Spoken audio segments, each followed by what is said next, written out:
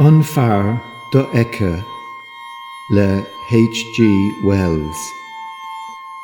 Tháinig an strón séir go sráid bhaile ipping is Sasana an 9 lá de bhí fiara.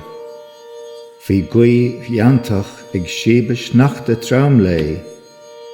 Bhí málíonn do bhleathar ar iompar aige, agus láimhí tuimhe dumha Bhí na hen chuid dá cholann ó bheann go baitheis clúdathe. Isteach leis go bacóideach chuig tábhairne ganach an dé deirig ann.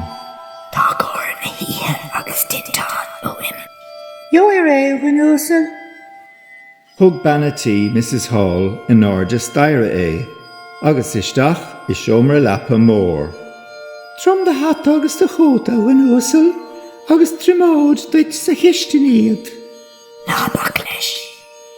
Go bra, bhaine, ní fadan is go mé an áit bráte. Ar a teacht ar aistí, bíú é an duine ina cheasamh díreach san áit ar ág si Craim bídit a bhaine.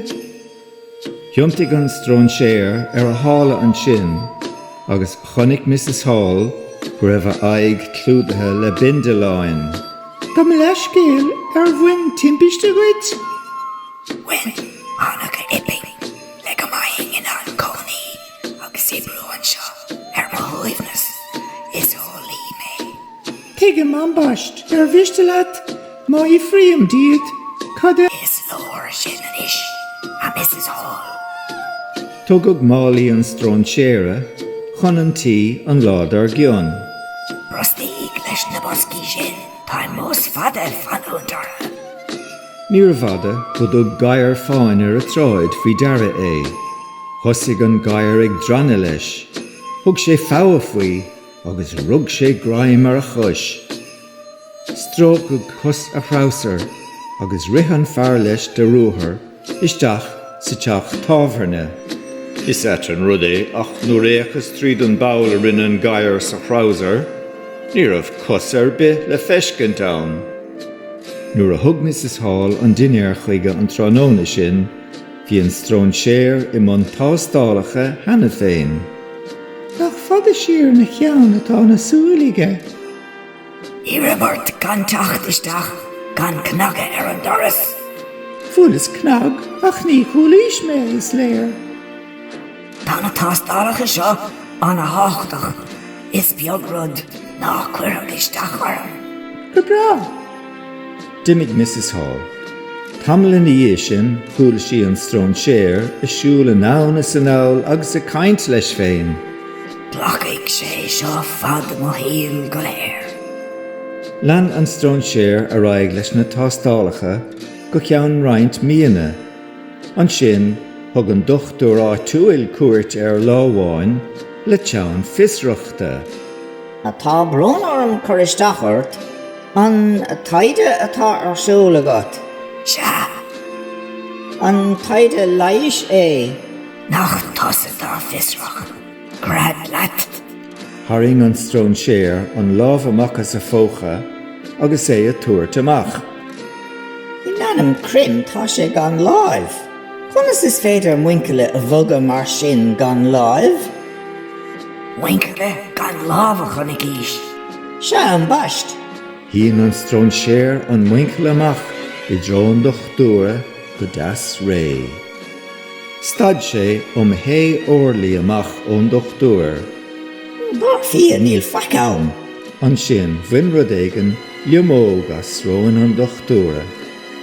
Dimig sé leis de rúthar. Freasar dóg agus méar ar marróin ach níor a feic le feiscint. Brise gisteach I dig an finistéire cúpla lán I sin, fada bhí an ministéir agus a bhean ina gola.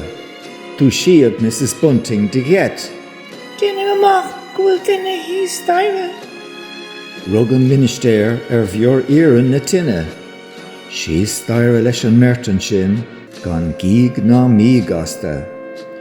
Theach go wastan éigen cuinnil sa seomar sí. Isteach leis an ministéir de rúthar, an beor ina láimhige. Hairigas! Ní raibh duine ná deoraí sa teomra. Féach Well, agad an tí sé réirí. An sin díreach chuúlaidir sré mór á ligan an muit an siomra sa doracha, Éist, amach lo de ruair. cáil sé an éair. An sin díreach os glíag an doras. Bhí an doras ar lethe ar feadh tamil bhig, agus dúnag de flab é. Ní chuig éineach. Chúirdigh an ministéir an tuig ó bhun gobár, ach duine ná Jory ní raibh ann. Neadar ó halamh an dain ar bhfuil ar bun sa tuig an ocht. D'éirigh Mrs. Hall le brac an lé an wadin sin. Is actually mé sin, tá sa gon an lasálas an doras a réir. Hiúil si haar chiomra an éir. Chonig si greibh an doras ar lethe. Há si an doras isteach rimpi. Ó, tá sé bailithe leis. Ach, tá chud éadí fós an sa. Nach hatte.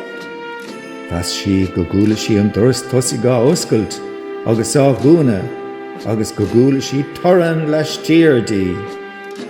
Cathag éadaí na lepa in ardas an éir de chiet an sin. Díreach an í sin, tháinig hata an strón séire ag etailt tharstí. An sin, thiontaigh an chathír bunos cion as a stúim féin. Lig si scradaistí, thiontaigh si ar a sála, agus há cosanna chathíreach amachí. Dúnag an doras de flab leis tírdí. Púki atá. Chuir an fear sin púki sa troscán. Gan Mrs. Hall ar fara go bhile an strón séir, ach níor tháinig sé. An sin, an man lé, tháinig sé nuas an staire ó na chiomra lepa. A Mrs. Hall, cad a dinig ar ma fric fásta. Fasas go raibh sin bhfuil. Conas a tháinig is isteach. Daoine ann sa ting seo tagad isteach an doras. Conas a tháinig is isteach ing an istan. Éist, ní higann sib sé céhéise. Nó cad atá anam, ach tá spánad sa dlíomh é. Chur sé lábhar aig agus bhain sé ríisi agus má dhéan fágog Paul dó bhilár a aia. Bhain sin is spéclí dubha agus an hata de an sin. Stróigh sé na bindileán da aig agus dá bhainneáil an sin. Biúd an sin éanaí heasa bhós a ggóir gan irid na fríde de le feiscint ó na bhainneáil suas. Rith na daoine a bhí sa tábhairne amach, agus na hen scrad asta. Fáraring, chuir fisir na pólíní. Níor a fada go dánig Pauline. Fág fú mé. Péco ceanna bheith ann nó as. Isteach sa tábhairne leis an bólín, agus an ann caoildíreach chuig an bhír.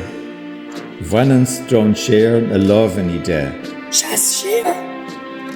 Fuail rud éigean an Pauline san aig, rinne sé iireacht breth ar an strón séir.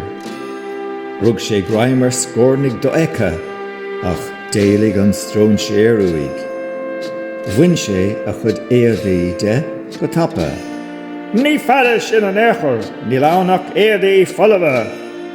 Is fear mé go cínte, ach táim do eice. Bhain sin na héadaí de, ní bheidh éon bhreithir inis.